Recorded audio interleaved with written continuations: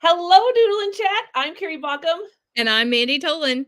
And we are super excited to be back here. It's been over a month, more than a month, since we have had an episode of Doodle and Chat with friends here with Mandi and myself. And we're so excited. We have Ryan Scott with us tonight.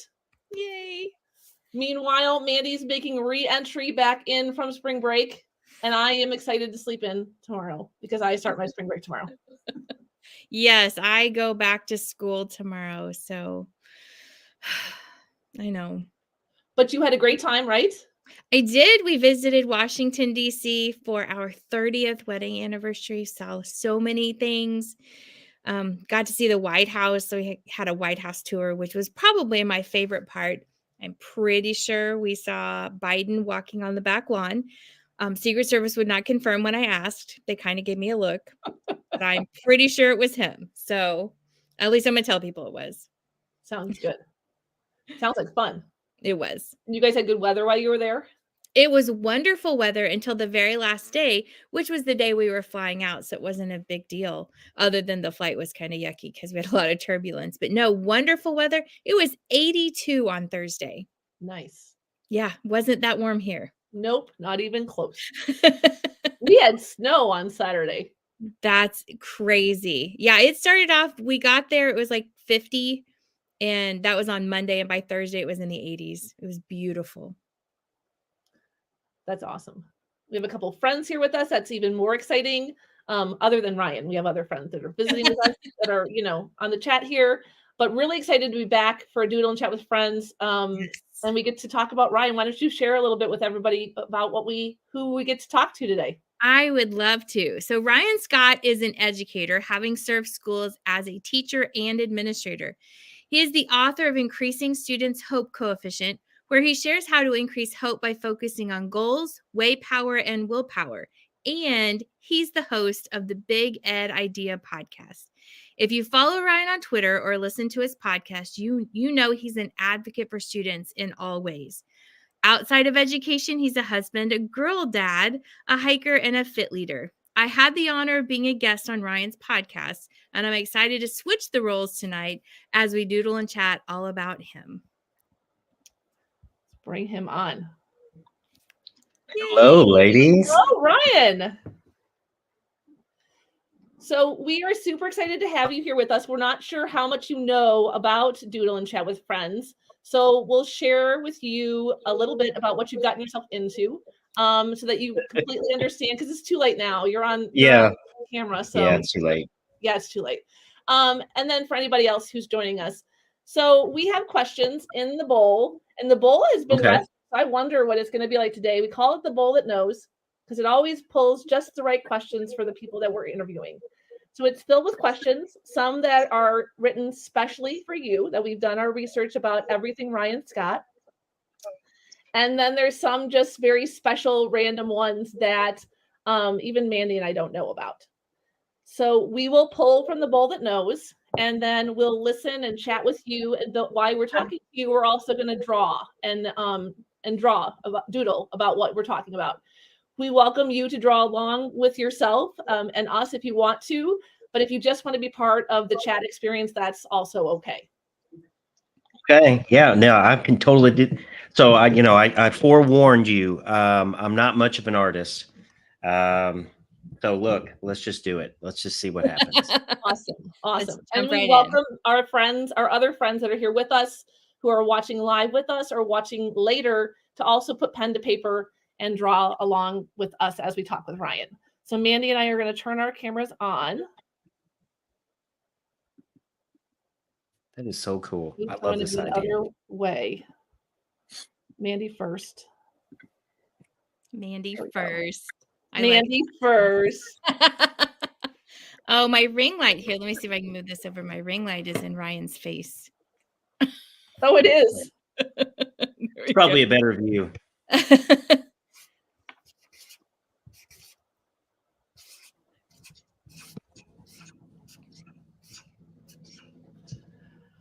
All right, so usually Annabeth, who's my 15-year-old, I would call her our producer, joins us, but she's feeling a little bit under the weather, so the bowl is stuck with me tonight.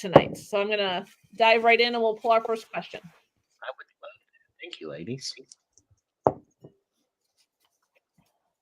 Oh. No, I'm just like, wow, the bowl is really getting to it tonight. Why is hope so important, and why was it worth writing a book about? Okay, so yeah, this is so okay. Let's dive into this. So, why is hope important, and why did I write about it? I'll cut to the chase, and I think the reason somebody told me authors write books that they needed to read at some point in their life. There was a long time in my own life where hope was in short supply for myself. Mental health issues, depression, substance abuse, all of those isms. From the time I was 15, probably till 25 ish. And I feel like hope is one of the. So let me tweak it a little bit and just say there has been over 50 years we have been trying to close this achievement gap between high income and low income kids. We have thrown billions and billions of dollars at this problem. Primarily, we have focused on the pedagogical side. So like the academic RTI, so to speak. When I started reading, I don't remember what exactly got me into this, but I started to really get excited and interested in the concept of learned helplessness, and the concept of motivation. I started reading Daniel Pink's Drive. I started um, throwing myself into self-determination theory, started looking at different motivational and psychological things. And I firmly believe that we are not ever going to close the achievement gap between our highest income kids and our lowest income kids until we get to the root cause, which in my opinion is learned helplessness, which becomes learned hopelessness, and then becomes self-fulfilling prophecies. Here in the state of Kentucky, I think last time we looked, it was about 20% of our students living in poverty. We know that students living in poverty are substantially more likely to have high ACE scores. Anybody out there that knows anything about ACE scores, that is a huge predictor of both physical ailments, but also mental ailments. And it also plays a part in your academic life. So I started to do some research, and I came across the research of Dr. C.R. Snyder.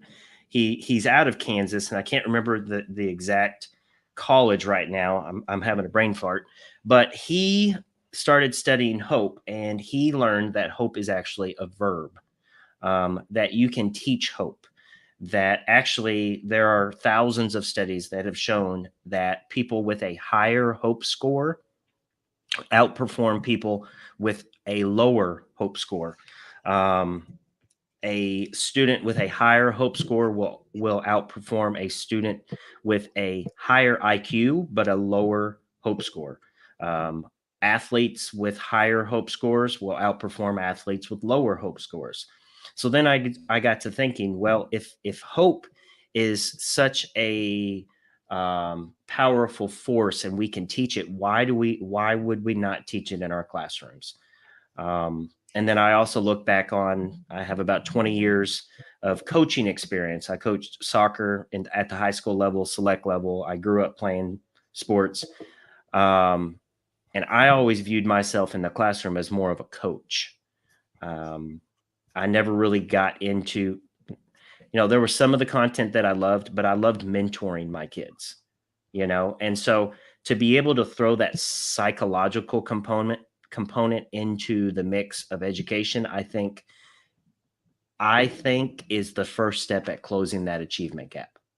And then to take it a step further, I think COVID really shined a light on hopelessness. We know hopelessness causes addiction, suicide, all of those things, not the good stuff. There was a Gallup poll that they give high school students every year. the last one they did before COVID in 2019, they had showed that hope had dropped 40% in the 10 years leading up to 2019 among those high school students. So hope is in short supply. And if we can teach it, why the hell would we not? So I hope that answered it. Yeah, totally does. I had never heard that perspective on hope until I started learning more about you and your story and the book that you were writing. I teach 6th, 7th, and 8th grade students who get supports and services through their IEPs. And so when I was reading up on, maybe the bowl will let us have you talk about your school a little bit more. I felt like a deep connection, to the work that you do and the students that you work with. And I thought it just gave me a different lens to start thinking about when I'm talking to my kids about things too. So I'm excited to dive into that a little bit more and see how it can impact my teaching and my students also. And here's one thing I tell my students every day.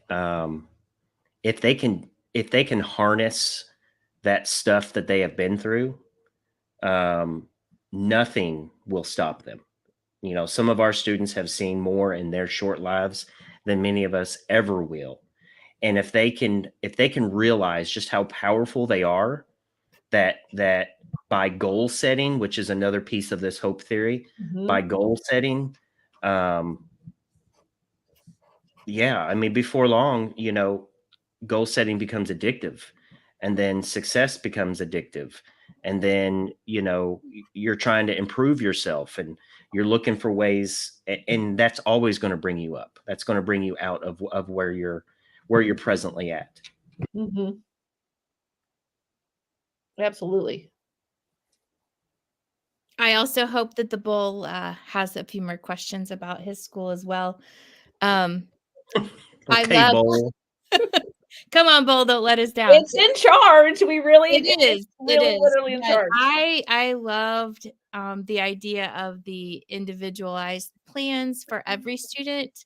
We have them for our special education students all the time, but even then, I feel like sometimes it's just the special education teachers that are really working towards that, where we are in the classroom, we're so overwhelmed with everything.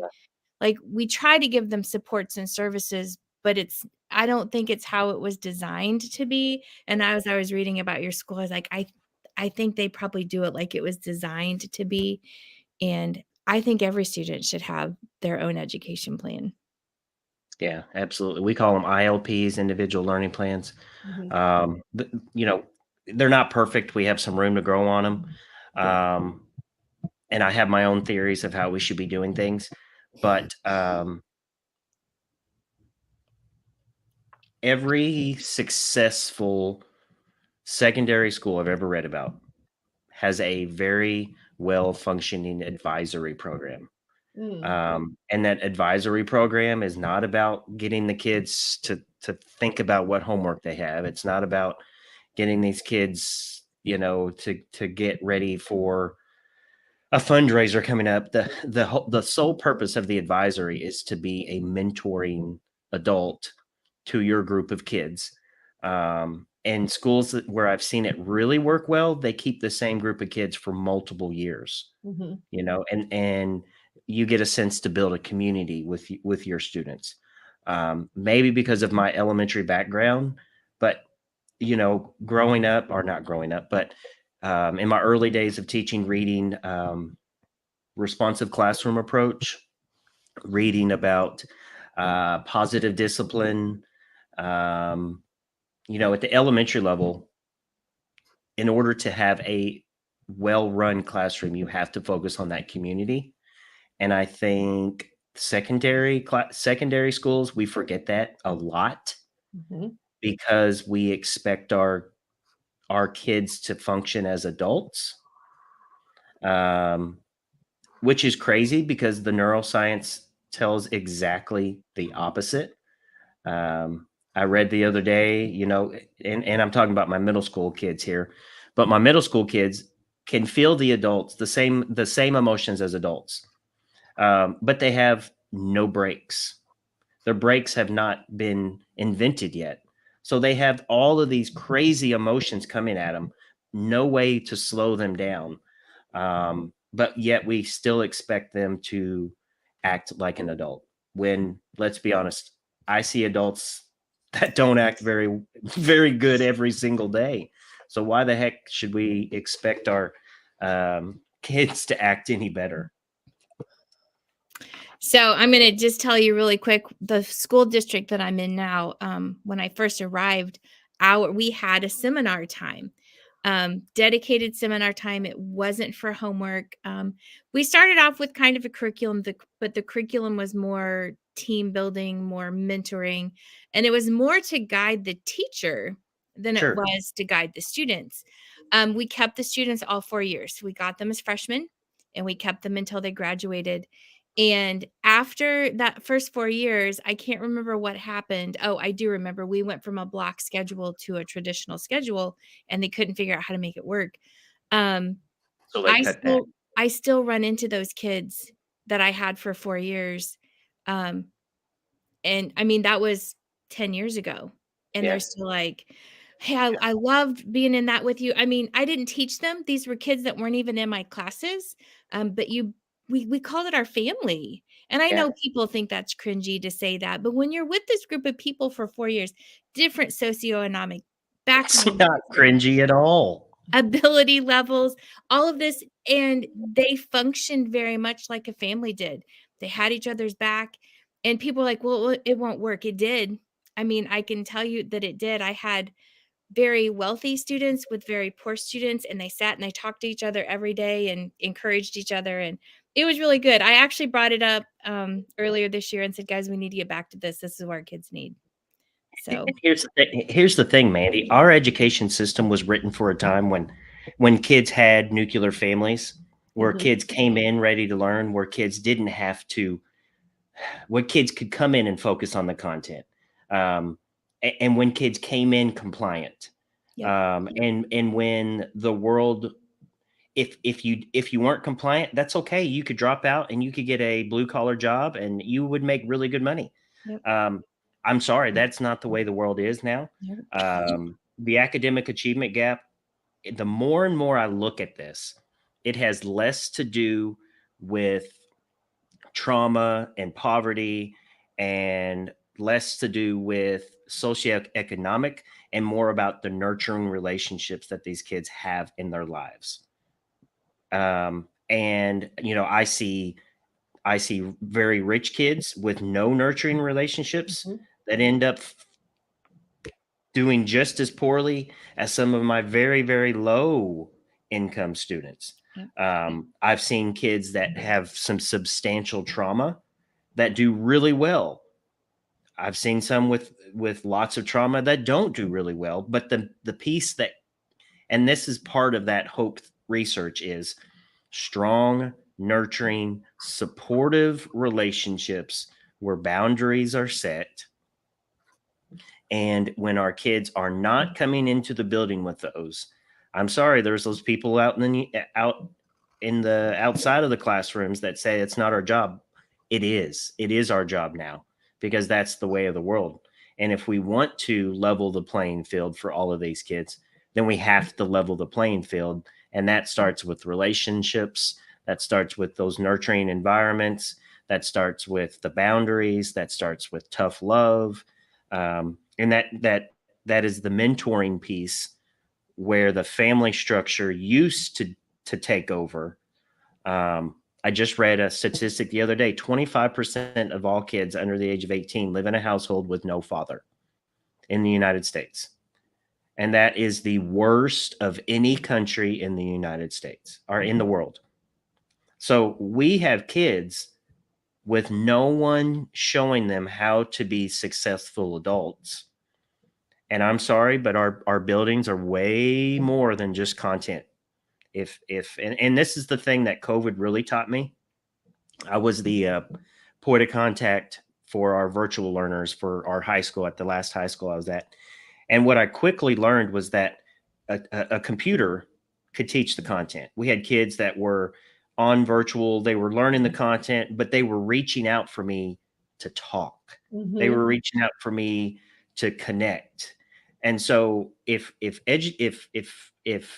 society just wants teachers to teach and teach content, get rid of teachers and put all kids on computers. But that's not, you're not going to like what you get. We need kids with nurturing relationships, and it has to come in the classroom. Agreed.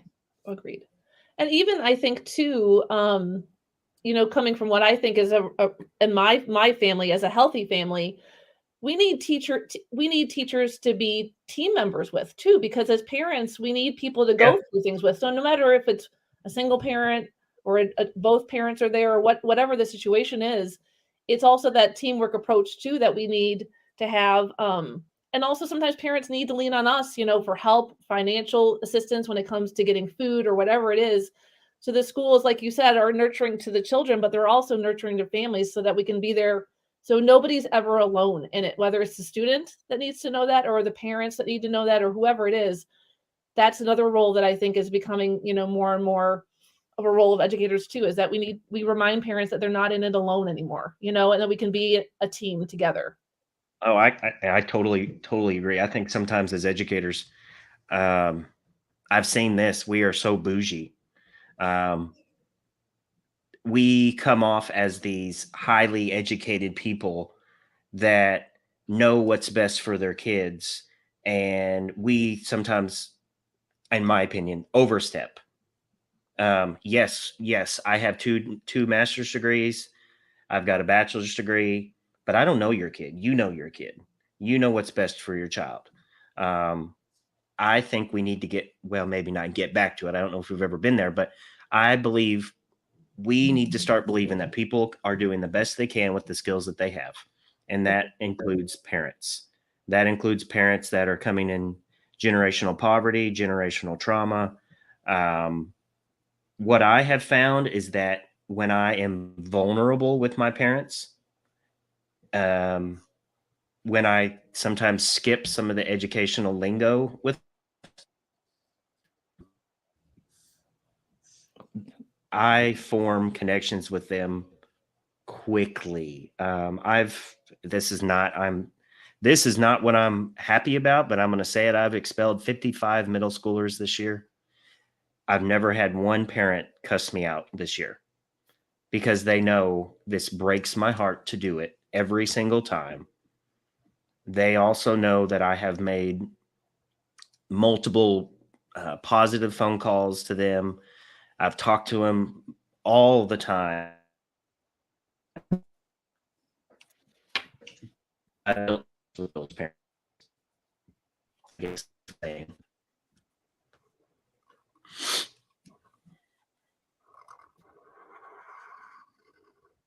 I know that one question. We just keep going. I know it's another one. It seems to be a trend for the first question. The last Doodle and Chat friends we had, that first question went on forever too. That's okay. Listen, don't get me talking. I'll never shut up. Well, it's your night, so that's good. Hey, okay, perfect. Thank you. I'm just going to finish up this telephone here. Oh my gosh, you did not. Did you just draw a telephone too? I did. And then old-fashioned. You guys are way better than I am. Carrie, I need you to send that to me because that would make an incredible tattoo. I'm always looking out for my next one. That would be fun. All right, let's see what else the bowl has in store for us. Here we go.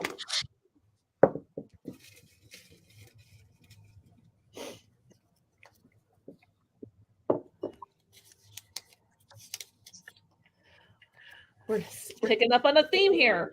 What is your favorite part about working at such a uniquely individualized, student-centered school like the Academy for Innovative Studies?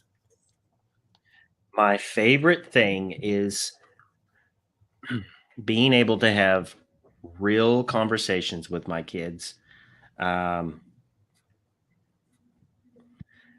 school, for anybody that doesn't know, we like to say we're a second chance school. Mm-hmm. All of our students have been expelled out of one of the traditional middle schools in Evansville, Indiana. Evansville is the third largest district in the state of Indiana. So we get quite a few kids, and we always have quite a few kids waiting to get into the building.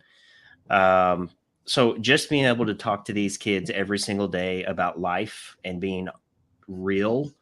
They know my struggles. I lay it all out on the line. They need to know. They need to know that life is the hardest thing you ever have to do. And they need to know that it's okay to feel the way they feel. We also have a very rocking and rolling student support staff, which their role is to regulate students and counsel students and give students check-ins. We utilize hot passes a lot for our kids so that they can start to recognize when they are getting dysregulated and then leave the classroom before something huge happens. I love the fact okay, this is going to sound very strange, but I love the fact that kids in my building cuss, and it's not like a huge, like, I don't know how else to say it. Like, they're real, but that's how they are outside of school, you know? So to expect them to be a completely different person when they come into the building is unrealistic. Now, what we do work on is this idea of code switching, that there is a time and a place to be a you. You know, there's a Ryan Scott when I'm at my grandma's. There's a Ryan Scott when I'm at home with my kids. There's a Ryan Scott when I'm out with my boys. There's a Ryan Scott when I'm with the superintendent. And there's a Ryan Scott when I'm with my, colleagues. And I'm trying to show my students that as well. They talk a certain way, they act a certain way. And that's okay, but you got to know your environment. That's just a life skill. So I would say that's what I love about my building, that we're really hyper-focused on behavior, or at least I am very, very hyper-focused on behavior, very hyper-focused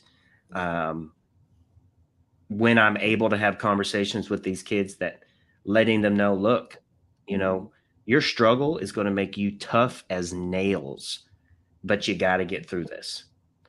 We have many kids that are in residential facilities that come to our building, and being able to talk to them about their stuff.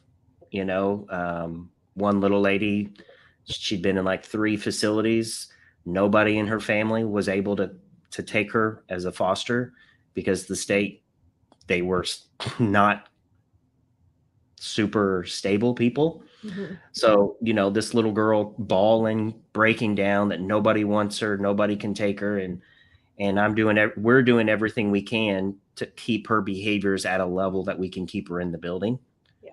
Knowing that at any moment she could say or do something which would get her out of the building, So it's a hard kind of like balance. I guess that makes sense, because I pour everything I have into these kids, but I tell them every day, I love you, but I love you so much, I'm gonna hold you accountable. And sometimes my hands are tied. A lot of times my hands are tied. Yeah, it's hard. I find in my years of experience working with similar students that the hardest thing is not being able to change what you can't change, and that we only have them in school, right? And we can do everything that we can in school to empower them and to help them, but it's just really hard when you can't change some of the other stuff. And that's the stuff that is making the biggest impact, on the students. And that's what, it's tough. It's really, really hardcore, Yeah. If I'd have to play the lottery in order for this to happen. But if I was to ever win the lottery, I would do things a lot differently, especially with marginalized students. I hear you. Me too. All right. Let's see what else is next. That's a great question. Great answer, too.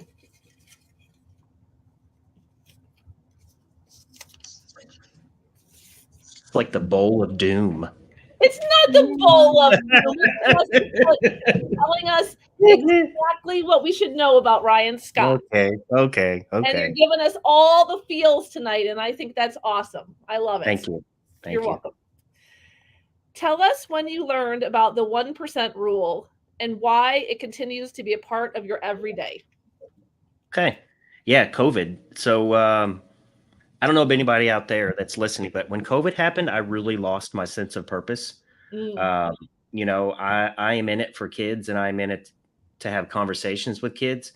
I love my adults too. Don't get me wrong. I love the teachers in the building as well. But at that time, I was a high school assistant principal, and kind of the same thing. Kids came to me every single day just to talk. I was the one guy in the building that spoke Spanish, and we had a large Guatemalan population. So I had a lot of students that I really had connected with. And so when COVID hit March of 2020, March 13th, we were out of the building from March 13th until January the following year with no students. And I don't know about you, but I kind of became a teacher because of kids. And so not to have kids was like, I don't know about you, I got lost there for a little while. But because of the Facebook gods, I connected with, actually me and a group of guys created Men in Education Facebook group. Hal Bowman, if anybody out there knows Hal Bowman, he's a motivational speaker. He does Teach Like a Rock Star. Several other guys, we created Men in Ed because we wanted to connect all of the men in education because there's not a lot of us. And then we also wanted to foster more men going into education. But through this Facebook group, we started doing nightly happy hours. We started doing nightly, we did book reviews, book chats. And the book that really led me to this one was Atomic Habits by James Clear. And so stumbling across that book completely revolutionized the way I thought about things. Up until that point, I was really living off the motto, "You were made to be awesome." And it came from a book that I had read when I was a high school soccer coach, called The Messiah Method. And it was about a Division III soccer team in Ohio that had the longest winning streak in NCAA history. And the thing that the coach really pushed was that stepping on the field was an act of worship. And so I guess the idea started coming to me that, you know, I needed to do the best I could in everything that I did. And I did, and it burned me out for a while. But coming into the Atomic Habits, it really revolutionized my focus of, you know, all I need to focus on today is being 1% better than I was yesterday. And it got me thinking, because I'd heard this before. Probably about 10 years prior, we had someone speak at opening day, and they talked about the concept that, you know, you could only get this much better every day, this much better. But the only way you would get that much better is if you put your whole self into what you were doing that day. And so James Clear really, really got me thinking about the concept of 1%. And then I took it a step further. 100 days of 1% is 100%. Nice. So, I think, you know, change, and this goes with that hope, with hope theory. You know, when I was 22 and I had found out I was going to be a dad very unexpectedly in a very not so good part of my life where I had no business being a dad. If I had, somebody had told me, okay, your goal is to be an educator, I would have laughed at them. I would have turned around and ran away. But focusing on those incremental steps makes that long journey a lot more digestible. And especially for those kids and those adults that have no hope, that don't ever see themselves. I posted the other day, one of my students, great kid. I have a 903 check-in with him every day. I bring him an apple every day. And he comes into my office every day and we talk about whatever. Not much of a home life, no dad at all. But I'm going to tell you, this kid would make one hell of a lawyer because he has literally memorized our school policies and will quote a school policy to counteract like getting in trouble in the classroom. I want to hook him up with a lawyer in one of the universities because I think he would be a kick-ass lawyer, but he doesn't see himself as a lawyer. However, if we focus on that 1%, okay, let's take your lawyer, being a lawyer, let's work backwards. What are those little bitty baby steps that could get you there? What are you doing today that's going to get you one step closer? And so we talk about those types of things. How can we be 1% better behaviorally? How can we be 1% physically, 1% emotionally, mentally? So I think the power of 1% is pretty strong. And then it led me to the quote, "Evolve or die," which is my most favorite tattoo. And it's just that I guess it's just it's an idea that the world around us is always changing. So we either evolve and grow with it or become, what's the word? Not useless, maybe archaic. Maybe that's the word. Mm-hmm. So that's my 1%. I love it. It's very it's a very tangible way to bring in kind of a therapeutic approach to things too, like just those small steps to do the little things, and then the smaller things add up into something bigger, and it makes it just really accessible for anybody. And as a school leader, how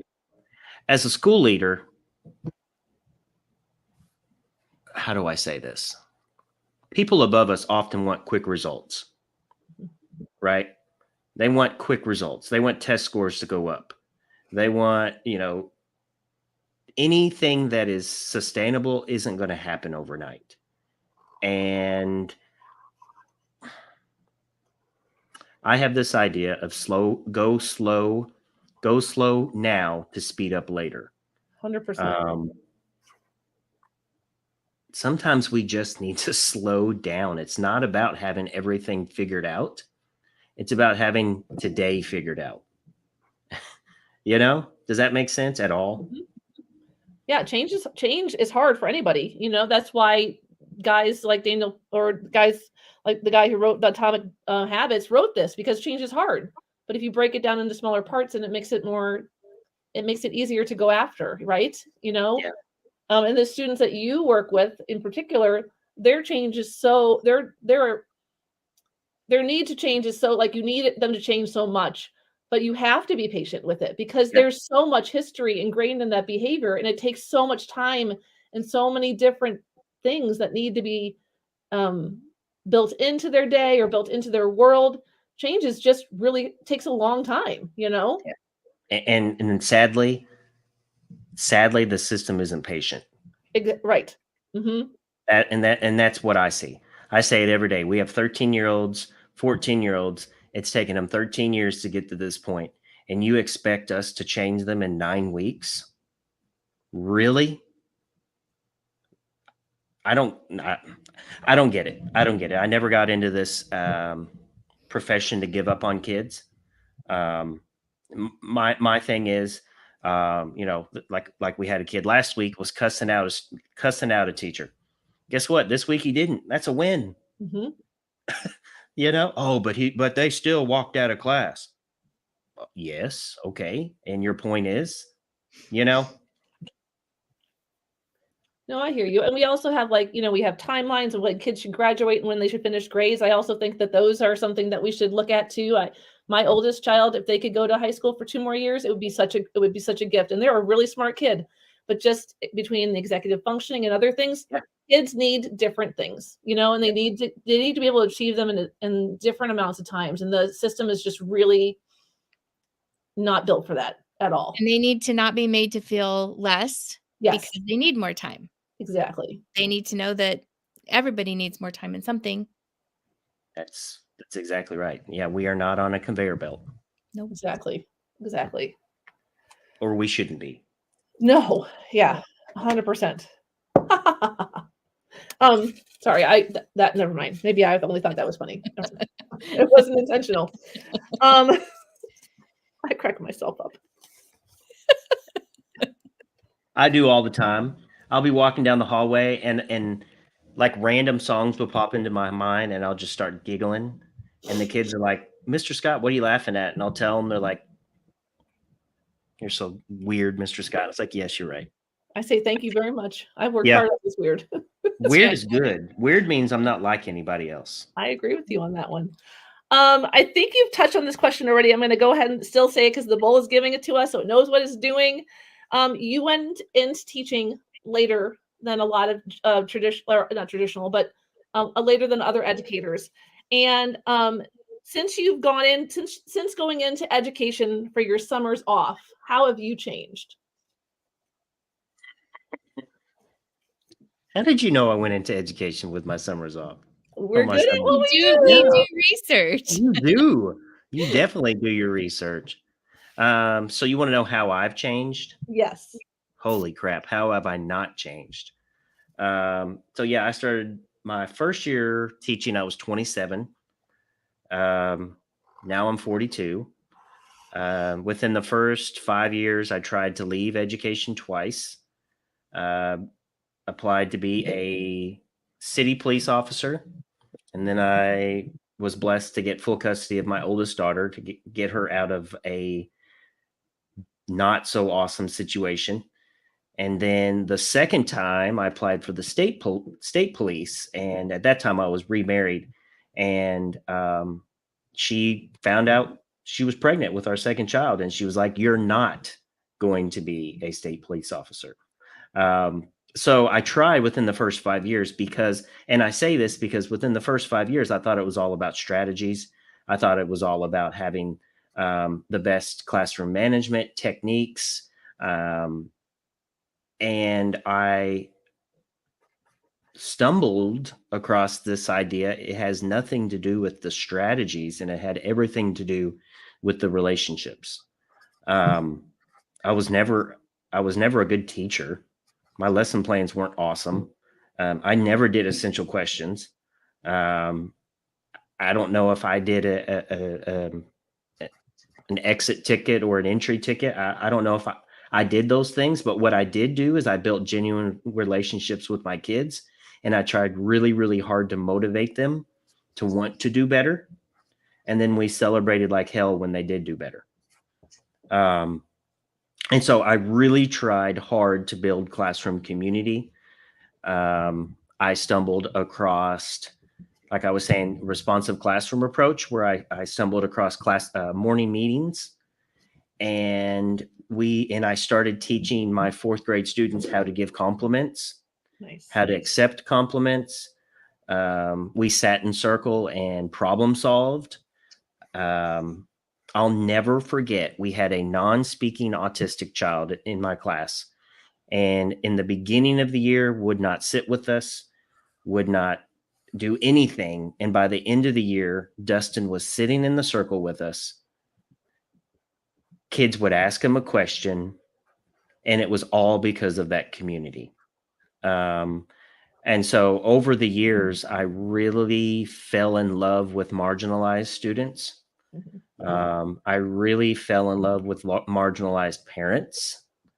I really fell in love with the community school approach, that a strong community takes a strong school, and a strong school takes a strong community. So you better be reaching outside of your walls as much as possible. Let's see, through these years, let's see, I've now am a dad of 4 daughters, which God has a sense of humor. Definitely why I have 4 daughters. Definitely. How else have I changed? Let's see. I'm a little grayer, a little less hair. I'm a lot more focused, if that makes sense. I'm a lot more purpose driven. I'm a lot more outside of the box, because I think if you look at the world of businesses that do really well draw on other types of professions. Sometimes in education, I feel like we only pigeonhole. We want to find education ideas and put them in education. Like, I'm a big believer. I love Brene Brown. I love Simon Sinek. Some of those organizational psychologists. And over the years, I've really,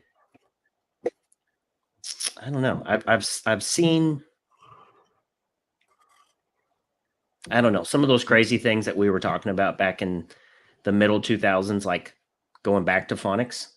Oh, that was revolutionary back then. Now we're going back to phonics, back in my elementary days, where I was trying to teach executive functioning skills to my students because I saw it as a huge gap. Now the neuroscience is starting to say, guess what? We should be teaching executive functioning. I say that because some of the best teachers that I've ever seen look outside the box. And I'm not saying that's me. That's not what I'm saying. That's not what I'm saying. I'm just saying, what am I saying? I'm saying I've learned that it's okay to do crazy stuff.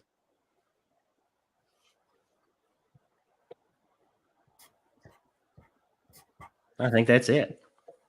I like it. Yeah.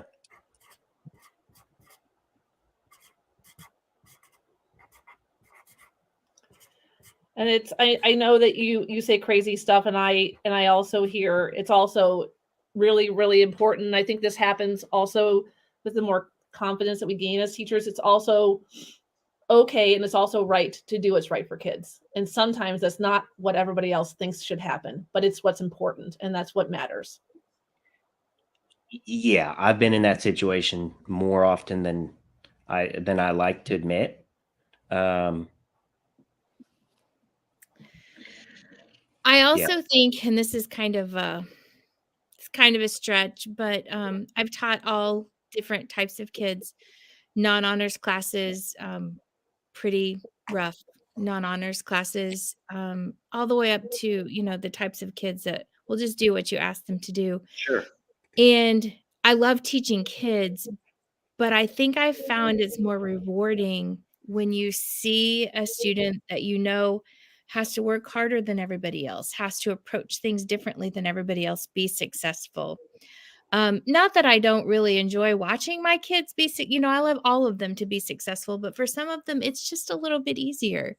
Yeah. And slightly less rewarding. And I know that's kind of a terrible thing to say. But you were talking about, I had a nonverbal student in my class as well. The first nonverbal student that I'd ever had. So of course, as a teacher, I don't know how this works. So I just kept talking to him. And I would lean down really close and, say, hey, if you just want to talk to me, you can whisper in my ear. And by the end of the year, he would talk to me. He would talk to me very low. And he would talk to me, like he would just whisper it to me, but he talked to me. And we were able to get him into our firefighters program with some, adaptation, because obviously he was nonverbal and wasn't willing to talk to a lot of people. But because he was willing to tell me that he was interested in that. Yeah, right. You would have never known. No. And so those are those rewarding times, and education's hard right now for everybody. And I think we need to find those rewarding times, not to downplay the things that are hard at all, but find those little glimmers of hope. That's what I call my God winks. Yeah. And they are there every day. Yep. And the more that I'm in this game, the more I understand that we get what we focus on. And so if we go into the building looking for one positive thing, or what I call God winks, that tells us why we're there that day, every single day you're going to find one of those. You're going to find one. I found in my own life, there was a time when I was going through a very nasty custody battle, trying to get custody of my oldest. And I remember those years coming in the classroom, bringing that energy, and my kids, for some reason, those were not good days for behavior. And I quickly realized it had nothing to do with the kids, and it had everything to do with me. And it had to do with my energy. And now neuroscience is showing us it's about emotions are contagious. It's about that, it's the adult's job to keep the room regulated. It's not the kids. Don't be surprised when a kid acts like a kid and is dysregulated. So I'm very well for my own mental health, because it's a struggle, as everybody knows. Every day is not wonderful. But if I go into the building every day looking for at least one God wink, I'm going to find it. I love it. Thank you. I love your drawing. Thank you. And Mandi, I love the portrait of me. I think we have time and I have space. Do you have space, Mandi? I do. One more. So as Carrie's pulling the question, so when Carrie and I are together doing this at conferences, I always draw on the iPad. And it's kind of funny when Carrie and we will draw on the exact same piece of paper when we're at conferences. And our styles are actually more similar than you would realize. My style on the iPad is just different than it is when I draw with a Sharpie on paper. So it's fun. I love it, ladies. I love the whole format. Like, this is really cool. Thank you. Thank you. We're really happy and really proud of it. Thank you. Yeah. All right. We have one more question. It's a random one. Thank you, Bull. I love random. It was serious conversations today, but the best and very heartfelt and very special. So what game or movie universe would you like to live in? Game or movie universe. Okay, it's not going to be a game. It's going to be the movie. Oh, yeah. Easy. Willy Wonka. Oh, okay. Yeah, like I grew up watching the original one, like obsessively. I love that movie, the original one. Like, let me be Charlie and be in charge of the Oompa Loompas, please.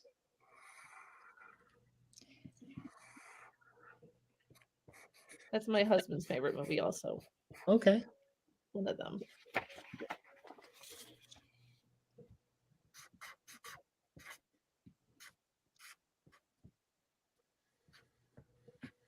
So are you a big sweets guy then? Not really. I used to be. I'll tell you, like, I have a slight obsession with moon pies. Moon pies, and for a while it was licorice. I used to take licorice every day to school and give kids licorice. That was my connection piece.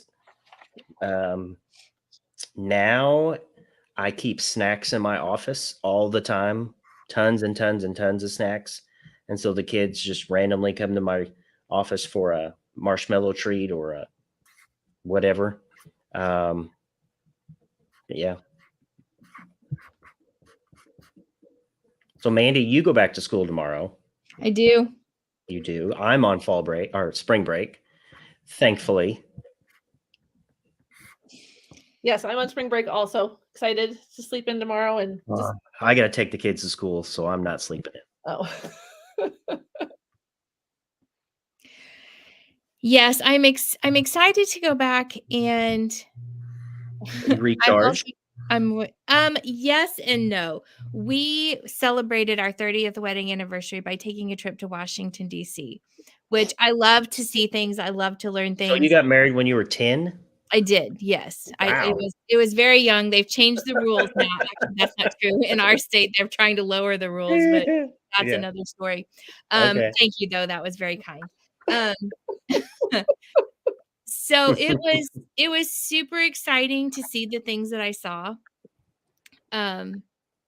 It was also kind of emotional for me, you know, because it's our history and I feel like some of it's repeating, and I don't think there was a single place that I didn't go into where I was like, this is awesome, but it was kind of sad for me. I mean, I found myself being very emotional. I'm not a super emotional person. I found myself being very emotional a lot of times I get while we that. were there. So, I get that. yes, recharged just because I love to see new things, and I've never been to DC before, and Yeah. there were some kind of cool things that were going on while I was there, and I got to see some of the people involved in that. So, that was exciting. Carrie, you going to do anything over break? We might go to the zoo. We have Brookfield Zoo, which is a really nice zoo up by us. So I think we might go. I know my youngest is going with her boyfriend and their family. So my oldest and I might also go just to not with them, but be there. And then we might do a day trip, but I don't know. So we'll see. We kind of like wing spring break. That's what we'll do. Very cool. I have got a hike Wednesday, Thursday, Friday, Saturday. I'm doing 60 miles in Southern Illinois, finishing the River to River Trail. So Wednesday's supposed to be nice. Thursday's supposed to be nice. Friday, thunderstorms all day. So I'm doing, 17 miles during thunderstorms. It's going to be a story. I'll definitely have a story to tell when I get back. But so are that's you what I'm going? doing. Are you going with Houston, or are you going with your guys? Just me and Houston. Me Wow. and Houston. There's nothing, and for me, there's nothing better than getting off the grid by myself, no distractions. Just the only thing you're thinking of is I'm walking for 6 hours. That's it. So Fun. it's tons of fun. Sounds fun. All right. So thank you so much, Ryan Scott, for being here with us on Doodle and Chat. Thank you very much for having me. This has been a whole kind of fun. Like, I'm not a drawer, but I love it. I appreciate it. Anytime I can talk education with two like-minded people is always wonderful. Awesome. So just to wrap things up, for anybody who is here with us tonight or is joining us here later, please snap a picture of your Doodle and Chat and share it out on Instagram or Twitter using hashtag Doodle and Chat so we can share with the world all the fun that we have here. Usually Wednesday nights at 8 p.m. Central Standard Time, but that we had tonight on this very special Sunday edition. It's just how we roll. It is. I would also say that you can join us here this coming Wednesday night, but Mandi and I haven't talked about when the next Doodle and Chat is. So maybe sometime this week. Be on the lookout on Instagram or Twitter for our next Doodle and Chat episode. We'll sure to have a whole bunch of fun. We'll be wrapping up the month of March and then getting ready for April. So until next time, everybody have a great week. That's it. Bye, guys. Way to